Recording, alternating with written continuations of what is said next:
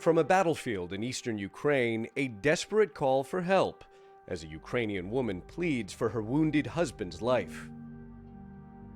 Footage from last June shows the moment when a Ukrainian couple took a wrong turn towards an active front line. Their car came under fire from nearby Russian forces, badly wounding the driver, Valeria Ponomarova's husband. I saw his head was injured and immediately began to bandage his head.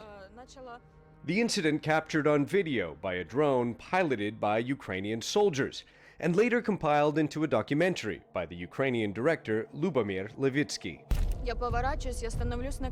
I turned and fell on my knees and just screamed with the most agonizing cry. I didn't know whose drone it was, our forces or the enemy. The pilot taped a sign saying, "Follow me," on his drone and directed Ponomarova to safety. She made the agonizing decision to leave her wounded husband behind. As she followed the drone, Russian soldiers emerged to approach her car. They took her husband Andrei and dumped him in a ditch. This is the intersection where that terrible shooting took place in June. The Ukrainian military subsequently liberated the area, allowing Ukrainian police to come in and launch an investigation into an alleged Russian war crime.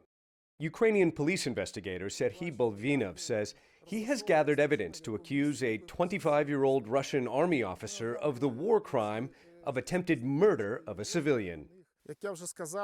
He is a company commander of the 2nd Motorized Rifle Division, 1st Tank Army, Western Military District. We established his identity. For police to work here, sappers first had to clear the area of landmines. Then police conducted forensic and ballistic analysis of the crime scene. Ukrainian police say the Russian troops were stationed here on this side of this wall, and it's from here that they opened fire on the car. Inspector Bolvinov shows me what he says are incriminating telephone intercepts of their chief suspect calling his wife. Я людей, человека сегодня убил, нахуй. Ты убил? Угу. Какого? Да хуй его знает. Не знаю, кто это такой, блин. Флэш, что ли? А? Да. Флэш, что ли? А что, он пришел туда, куда не надо, или что? Нет. Короче, машина ехала. Ну.